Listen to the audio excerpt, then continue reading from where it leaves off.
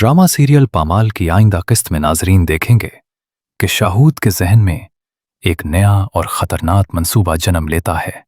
इस मंसूबे पर अमल करते हुए वो जानबूझकर मलका के घर आना जाना बढ़ा देता है और उसके सामने एक नेक और हमदर्द इंसान बनने का नाटक शुरू कर देता है ताकि आहिस्ता आहिस्ता मलका के दिल में अपनी जगह बना सके।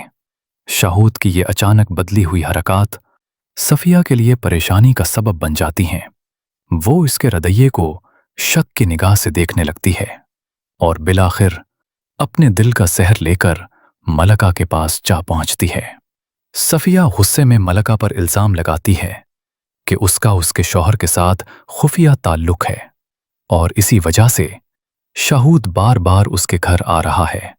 मलका सफिया की इन इल्जामात पर हैरान हो जाती है और वजाहत करती है कि ये घर उसके मरहूम भाई का है जहां उसकी भतीजी भी रहती है और वो किसी रिश्ते की बुनियाद पर शाहूद को आने से मना नहीं कर सकती।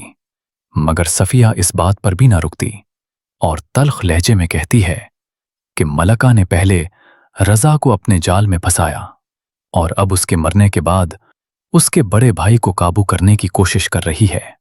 ये सुनकर मलका का सब्र जवाब दे जाता है। वो सफिया को दो टोक अल्फाज में बताती है कि उसने इन लोगों की घटिया सोच उसी दिन पहचान ली थी जब मुश्किल वक्त में उन्होंने ज़ा का साथ छोड़ दिया था। मलका बताती है कि रजा ने मरने से पहले उसे सीहत की थी कि वो आइंदा इन लोगों से ना कोई ताल्लुक रखे और ना मदद तलब करे, मगर वो सिर्फ अपनी बेटी की खातिर खामोश रही ताकि उसका रिश्ता अपने ताया से कायम रहे। आखिरकार मलका ऐलान करती है कि आज के बाद वो इन लोगों से हर किस्म का रिश्ता खत्म कर रही है।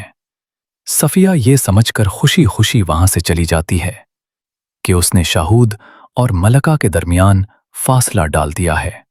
मगर जब ये सारी बात शाहूद के इल्म में आती है तो वो सफिया पर सख्त बरहम हो जाता है और गुस्से में कहता है कि उसने उसका पूरा मंसूबा तबाह कर दिया क्योंकि वो ये सब रजा की जायदाद हासिल करने के लिए कर रहा था जो रजा अपनी जिंदगी में ही मलका के नाम कर चुका था।